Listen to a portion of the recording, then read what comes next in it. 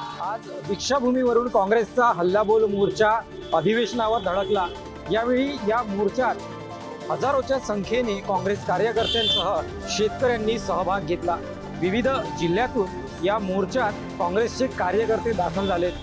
दीक्षाभूमीपासून या मोर्चाची सुरुवात झाली आणि 0 माईलपर्यंत येताना नाना पटोलेंसह विजय वडेट्टीवार, अशोक चव्हाण, जयंत पाटील यासारख्या मोठ्या नेत्यांनी या मोर्चामध्ये पायदळ यात्रेमध्ये सहभाग घेतला होता। 0 माईलवर आल्यानंतर शेतकऱ्यांच्या हिताच्या दृष्टीने हे सरकार काम करत नसल्याचा आरोप नाना पटोलेंनी यावेळी केला आहे।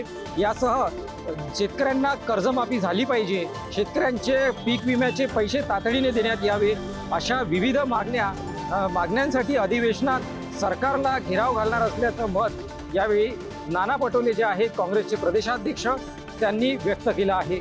विधानसभेमध्ये विरोधक शेतकऱ्यांच्या प्रश्नावर आक्रमक झाले, शेतकऱ्यांवरती चर्चेची मागणी सुरू केली, मात्र सरकारकडून फक्त तोंडाला पानं पुसतात असा आरोप केला। मात्र आज मुख्यमंत्र्यांनी माध्यमांशी बोलताना सांगितलं की आम्ही शेतकऱ्यांना जे आहे ते वाऱ्यावर सोडणार नाही आहे। सरकार शेतकऱ्यांच्या मागे ठामपणे उभे आहे। कांद्याचा विषय असो किंवा मग अवकाळी पावसामुळे शेतकऱ्यांचं झालेलं नुकसान असो, त्यांना देणारी नुकसान भरपाई असो, या सगळ्या विषयामध्ये सरकार जे आहे ते शेतकऱ्यांच्या मागे उभं राहील। यापूर्वीसुद्धा पीक विम्यासंदर्भातली जी पीक विमा देण्यासंदर्भातली जी प्रक्रिया आहे ती सुरू केलेली आहे। त्यामुळे सरकार शेतकऱ्यांच्या मागे ठामपणे उभं आहे।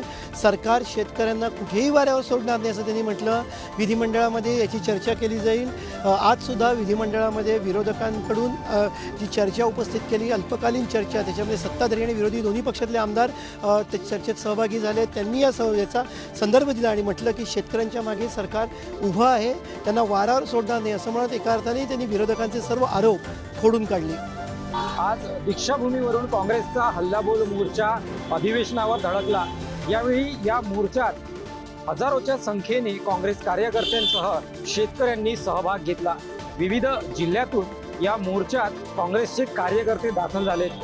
दीक्षाभूमीपासून या मोर्चाची सुरुवात झाली आणि 0 माईलपर्यंत येताना नाना पटोलेंसह विजय वडेट्टीवार, अशोक चव्हाण, जयंत पाटील यासारख्या मोठ्या नेत्यांनी या मोर्चामध्ये पायदळ यात्रेमध्ये सहभाग घेतला होता। 0 माईलवर आल्यानंतर शेतकऱ्यांच्या हिताच्या दृष्टीने हे सरकार काम करत नसल्याचा आरोप नाना पटोलेंनी यावेळी केला आहे। यासह शेतकऱ्यांना कर्जमाफी झाली पाहिजे, शेतकऱ्यांचे पीक विम्याचे पैसे तातडीने देण्यात यावे, अशा विविध मागण्यांसाठी अधिवेशनात सरकारला घेराव घालणार असल्याचं मत यावेळी नाना पटोले जे आहेत काँग्रेसचे प्रदेशाध्यक्ष त्यांनी व्यक्त केलं आहे। मनोज जरांगे पाटील यांच्या 4थ्या टप्प्यातील दौरा सध्या सुरू असून सभांचा धडाका कायम आहे। दररोज मनोज जरांगे पाटील हे 4 ते 5 ठिकाणी मार्गदर्शन करत असून या धावपळीमुळे आता त्यांची तब्येत देखील खालावलेली दिसत आहे। धाराशिवमध्ये भाषण करताना मनोज जरांगे पाटील यांना भोवळ आल्याने त्यांना खाली बसावे लागले। आता याच पार्श्वभूमीवर आज सायंकाळी 7 वाजता अंबाजोगाई जवळील आंबासाखर परिसरात मोठ्या सभेचे आयोजन केले आहे। जवळपास 100 एकर हे मैदान असून या ठिकाणी केज, अंबाजोगाई आणि परळी तालुक्यातील मराठा समाज बांधव उपस्थित राहणार आहेत। मनोज जरांगे पाटील यांचा हा 4थ्या टप्प्यातील दौरा आता समारोपाकडे असून या समारोपाच्या सभा बीड जिल्ह्यात होत आहेत। आज अंबाजोगाई येथे सभा झाल्यानंतर उद्या बोरी सावरगाव तसेच माजलगाव तालुक्यातील हरकिलिमगाव येथे सभा होत असून या सभांमधून मनोज जरांगे पाटील काय बोलतात, 24 तारखेच्या अल्टिमेटम बद्दल काय मार्गदर्शन करतात, याकडे तमाम मराठा समाज बांधवांचे लक्ष लागले आहे। 3 दिवसापूर्वी केंद्र सरकारने कांद्यावर निर्यात बंदी लावल्याने एक संताप व्यक्त करण्यात येते। आज राष्ट्रवादी अध्यक्ष शरद पवार यांच्या नेतृत्वाखाली मुंबई आग्रा महामार्ग चांदोडजवळ रास्ता रोको करण्यात आला। आज खुद शरद पवार यांनी या आंदोलनाचे नेतृत्व केल्याने या आंदोलनाला एक वेगळे महत्त्व प्राप्त झाले होते।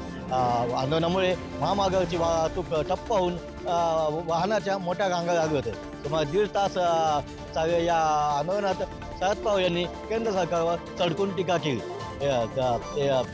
एकूणच आंदोलनानंतर प्रशासनाला निवेदन देत निर्यात बंदी लवकरात लवकर उठवावी अशी मागणी शरद पवार यांनी केली। केंद्र सरकारने 3 दिवसापूर्वी कांद्यावर निर्यात बंदी घातल्याने व्यापाऱ्यांनी नाशिक जिल्ह्यातील सर्व बाजार समित्यांमध्ये लिलाव बंद पाडले होते। त्यामुळे शेतकऱ्यांकडे साठवण कांदा निम्म्यापेक्षा जास्त खराब झाल्याने शेतकऱ्यांचे नुकसान होऊ नये यासाठी व्यापाऱ्यांनी हा बंद मागे घेत आजपासून नाशिक जिल्ह्यातील सर्व बाजार समित्यांमध्ये कांद्याचे व्यवहार सुरू झाले.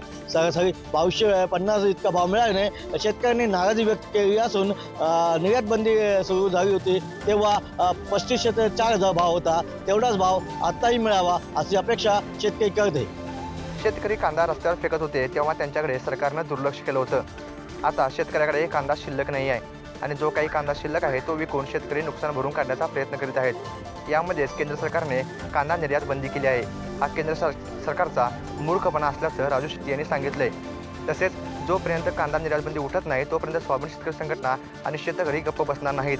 तसेच केंद्र सरकारला गुडघ्यावर टेकल्याशिवाय स्वस्त बसणार नाही असा इशारा देखील राजू शेट्टी यांनी दिला आहे. सोलापूर कृषी उत्पन्न बाजार समितीमध्ये यंदाच्या वर्षातील सर्वाधिक कांद्याची आवक झाल्याचं आज दिसून आलं. सोलापूरच्या बाजारात आज सुमारे 1000 ते 1200 गाडी कांद्याची आवक झाल्याने सर्वात जास्त आवक झाल्याचं व्यापाऱ्यांमधून बोललं जात आहे. कांदा निर्यातीमुळे राज्यातील अनेक बाजारपेठेत कांदा लिलाव बंद होते, त्यामुळेच ही आवक वाढल्याचं सुद्धा बोललं जात आहे. बाजारात मोठ्या प्रमाणात आवक वाढल्याने कांद्याच्या दरात जे आहे ते प्रति क्विंटल 700 ते 1000 रुपये दरांनी जे आहे कांद्याचे दर घसरलेले आहेत. त्यामुळे उद्या मार्केट कमिटीकडून कांदा लिलाव जो आहे तो बंद ठेवण्यात आल्याची माहिती मार्केट कमिटीच्या प्रशासन विभागाने दिलेली आहे.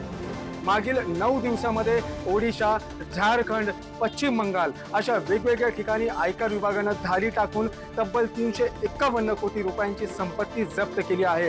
आणि त्याच पार्श्वभूमीवरती संपूर्ण महाराष्ट्रामध्ये आता आंदोलने सुरू आहे. आणि त्यानिमित्त अहमदनगर शहरामध्ये देखील भाजपा महिला आघाडीच्या वतीने आंदोलन करण्यात आलं. धीरज साहू यांच्या पुतळ्याचं दहन करण्यात आलं आणि धीरज साहू यांच्यावरती कठोरात कठोर कायदेशीर कारवाई करण्यात यावी अशी मागणी भाजपाच्या महिला आघाडीच्या वतीने अहमदनगर येथे करण्यात आली आहे.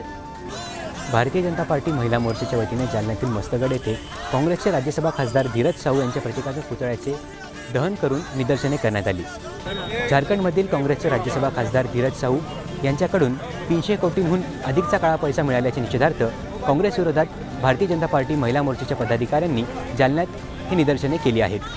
यावेळी काँग्रेस विरोधात जोरदार घोषणाबाजी करून काँग्रेसचे राज्यसभा खासदार धीरज साहू यांच्या प्रतीकाच्या पुतळ्याला चपलांचा हार घालून पुतळ्याचे दहन करण्यात आले.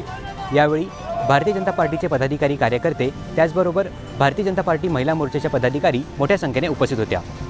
काँग्रेसचे खासदार धीरज साहू यांच्या निवासस्थानी 350 कोटींची रोकड सापडल्याने आता भाजपाच्या वतीने राज्यभरामध्ये जे आहे ते आंदोलन सुरू आहे. सोलापूर शहरामध्ये कन्ना चौक, टिळक चौक, त्याचबरोबर जोडबसवनाथ चौक या ठिकाणी भाजपाच्या वतीने काँग्रेसच्या विरोधात मोठ्या प्रमाणात जोरदार पद्धतीने असे आंदोलन करण्यात आले. धीरज साहू यांच्या प्रतिकात्मक पुतळ्याचे दहन देखील भाजपाच्या वतीने करण्यात आले. यावेळी भाजपाच्या वतीने काँग्रेस पक्षाच्या विरोधात जोरदार अशी घोषणाबाजी देखील करण्यात आली. सातारा शहरामध्ये भाजपच्या वतीने निषेध आंदोलन करण्यात आलं. सातारा शहरातील पोळे नाका इथे असणाऱ्या शिवतीर्थ येथे भाजपच्या वतीने काँग्रेसचे खासदार असलेले धीरज प्रसाद साहू यांच्या विरोधात हे आंदोलन करण्यात आलं. मोठमोठ्या प्रमाणात भाजपच्या कार्यकर्त्यांनी आणि पदाधिकाऱ्यांनी देखील काँग्रेस पक्षाच्या विरोधात घोषणा दिल्या. काँग्रेसचे खासदार असलेले धीरज प्रसाद साहू यांच्याकडे बेनामी जवळपास 300 करोड रुपयाची संपत्ती आढळून आलेली आहे आणि याचा निषेध करण्यासाठी आज सातारा शहरामध्ये भाजपच्या वतीने निषेध आंदोलन करण्यात आलेलं आहे. उत्तर महाराष्ट्र वैधानिक विकास महामंडळाची स्थापना करावी व त्या माध्यमातून रखडलेल्या प्रकल्पांना निधी उपलब्ध करावा व उत्तर महाराष्ट्राला दुष्काळमुक्त करावं असा सूर धुळ्यात आयोजित जलपरिषदेत उमटला. या जलपरिषदेच्या अध्यक्षस्थानी उत्तर महाराष्ट्र जलपरिषदेचे अध्यक्ष विकास पाटील होते.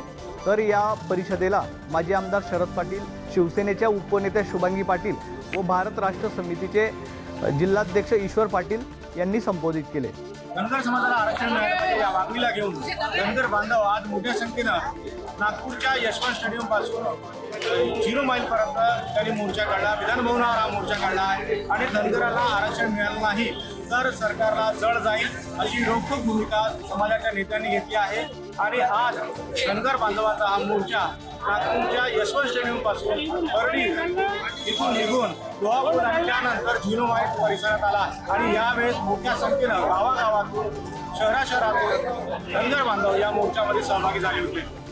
नांदेड जिल्ह्यात मागील काही दिवसापासून झालेल्या अवकाळी पावसाने शेती पिकाचं मोठं नुकसान झालं आहे. नांदेड जिल्ह्यात जवळपास 3000 हेक्टरवरील शेती पिकाचं नुकसान झालं आहे. यात गहू, हरभरा, तूर पिकाचं सर्वाधिक नुकसान झालं आहे. नांदेडच्या हदगावमध्ये तूर पीक अवकाळी पावसानं वाया गेल्याने शेतकऱ्यांनी नांगर फिरून हे तूर पीक काढण्यास सुरुवात केली आहे. त्यामुळे आता शेतकरी चांगलाच अडचणीत सापडला आहे. शेतकऱ्यांना अद्याप पंचनामे करून झाले असले तरी अद्याप रक्कम जमा न झाल्याने शेतकऱ्यांपुढे मोठे आव्हान उभं टाकले आहे. त्यामुळे सरकारने तात्काळ पंचनामे करून त्वरित शेतकऱ्यांना मदत करावी अशी मागणी आता हदगावच्या शेतकऱ्यांनी केली आहे. जिल्ह्यात झालेल्या अवकाळी पावसामुळे व्यापाऱ्यांच्या मोठ्या प्रमाणात नुकसान झाले होते. यामुळे कृषी उत्पन्न बाजार समितीने काही दिवस लिलाव बंद ठेवण्याचे निर्णय घेतले होते. आज सुरू झालेल्या लिलावात मोठ्या प्रमाणात आवक वाढली आहे. साधारणतः कृषी उत्पन्न बाजार समितीत 200 ते 250 वाहनांमध्ये मिरचीची आवक होत असते. मात्र आज सुरू झालेल्या लिलावामध्ये जवळपास 500 ते 600 गाड्या भरून हे मिरची आली आहे. नंदुरबार जिल्ह्याला सीमालगत असलेले गुजरात आणि मध्य प्रदेश राज्यातीलही काही शेतकरी आपली मिरची विक्री करण्यासाठी नंदुरबार बाजार समितीत आले आहेत. आवक वाढली असली तरी देखील भाव स्थिर असल्याने शेतकरी देखील समाधान व्यक्त करत आहेत.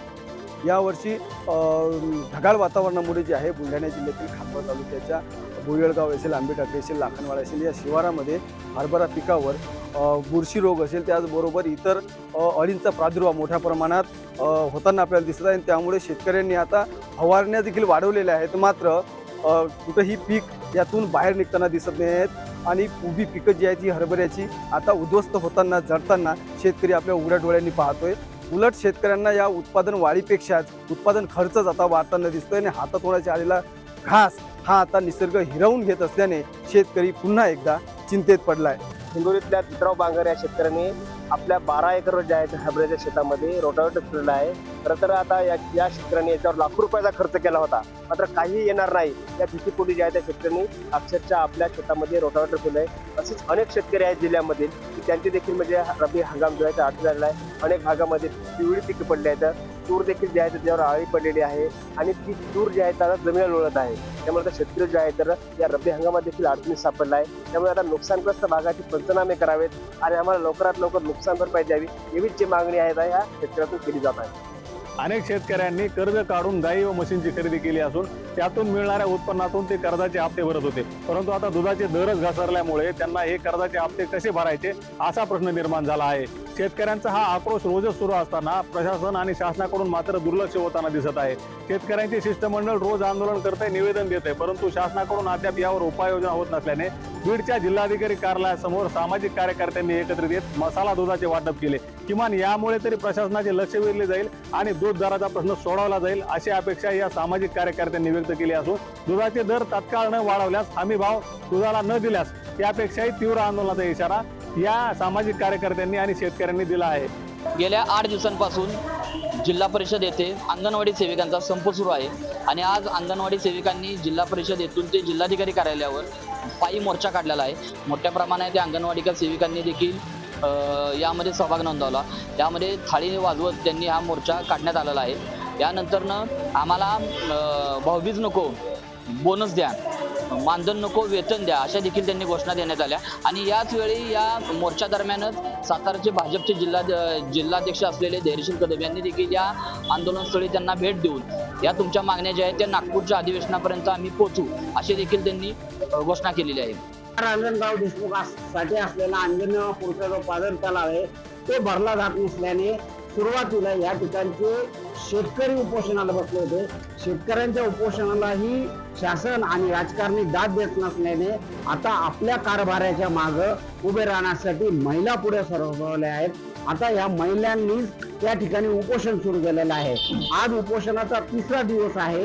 जोपर्यंत अंजनापूरच्या पाझर तलावात पाणी सोडणार नाही तोपर्यंत या महिला मागे हटणार नाही असं दिसून येत आहे. हिंगोली जिल्ह्यामध्ये अवकाळी पावसामुळे तुरीचं पीक अक्षरशः झोडपून काढलेलं आहे. या अवकाळी पावसामुळे तूर जे आहे ते जमिनीला लोळत आहे. त्या अवकाळी पावसातून जी काही तूर वाचलेली आहे त्या तुरीवर जे आहे ते किडीचा प्रादुर्भाव आलेला आहे, आळ्या आलेल्या आहेत आणि या आळ्याच्या आटोक्यात आणण्यासाठी शेतकरी आतोनात प्रयत्न करतात. महागातल्या महागात औषधी फवारणी करतात, मात्र काही केल्या जे आहे आळ्या आटोक्यात येत नाहीत. त्यामुळे शेनगाव तालुक्यातील काही भागातील शेतकरी जे आहेत तर उभ्या तुरीमध्ये मेंढ्या सोडल्या आहेत. खरं तर शेतकऱ्याचं नियोजन जे आहे ते तुरीवर होतं. मात्र तूर जी आहे आता हातातोंडाशी आली होती आणि अवकाळी पावसाने आणि किडीच्या प्रादुर्भावामुळे तूर पूर्णतः हातची गेली आहे. त्यामुळे निश्चितच भविष्यामध्ये जे आहे ते डाळीचे भाव जे आहेत वाढण्याची शक्यता आहे आणि तूर आता हातीच पूर्णतः गेलेली आहे. त्यामुळे गृहिणीचं देखील नियोजन कोलमडण्याची शक्यता आहे. नैना प्रकल्पाला विरोध करत आज पनवेल शहरामध्ये गेल्या 6 दिवसांपासून आमरण उपोषण सुरू आहे. मात्र याकडे कोणत्याही प्रशासकीय अधिकाऱ्याने दखल घेतलेली नाही आणि त्यामुळेच आज महिला रस्त्यावर उतरलेल्या आपल्याला पाहायला मिळालेल्या आहे. 4 ते 5 हजार महिलांनी आज रास्ता रोको केलेला आहे आणि शासनाला इशारा दिलेला आहे, आता तरी तुम्ही नैना प्रकल्प हटवा आणि शेतकरी वाचवा अशी मागणी केलेली आहे. मात्र जरी शासनाने याकडे लक्ष दिले नाही, दुर्लक्षित केले, तर येणाऱ्या काळामध्ये अजून एक रास्ता रोको करून आत्मदहनाचा देखील इशारा दिलेला आहे. त्यामुळे येणाऱ्या काळामध्ये टोकाचं पाऊल उचललं जाणार असल्याचं या महिलांची ठाम भूमिका इथे यांनी वर्तवलेली आहे. कुणबी समाजाच्या माध्यमातून भव्य मोर्चा रोहा तहसील काढण्यात येणार आहे. त्याकरिता आज पत्रकार परिषद घेणार येते. 9 तालुक्यातील कुणबी समाज बांधव 1967च्या जाचक अटीमुळे कुणबी प्रमाणपत्र मिळणे शक्य होत नसल्याने संबंधित अटी शासनाने रद्द करून इतर कोणत्याही जातीला आरक्षण धक्का न लागता कुणबी प्रमाणपत्र देण्यात यावी, याकरिता 9 तालुक्यातील कुणबी समाज बांधव आक्रमक होऊन येत्या 14 डिसेंबरला भव्य मोर्चाच्या माध्यमातून सरकारला जाब विचारणार आहेत व या अगोदर सरकारला निवेदनाच्या माध्यमातून सरकार कशा पद्धतीने मोर्चाचं गांभीर्य घेऊन या कुणबी समाजाला न्याय देतो की मोर्चानंतर दिलेल्या जाचक अटीचा सामोरे जातोय हे पाहणं आता तितकंच महत्त्वाचं आहे. संत ज्ञानेश्वर महाराजांची जन्मभूमी असलेल्या पैठण तालुक्यातील श्री क्षेत्र आपेगाव येथे माऊलीचा संजीवन समाधी सोहळा सुरू आहे. या सोहळ्याप्रसंगी माऊलीच्या मूर्तीवर किरणोत्सव बघायला मिळत आहे. वारकरी असतील व भाविक असतील माऊलीच्या दर्शनासाठी त्या ठिकाणी गर्दी करताना दिसत आहे. 3 दिवस हा सोहळा सुरू राहणार आहे. मात्र या 3 दिवसामध्ये राज्यभरातून भाविक भक्त या ठिकाणी दाखल होत आहेत. दरवर्षीप्रमाणे आजही देखील मोठ्या संख्येने भाविक या ठिकाणी दाखल झाले आहेत.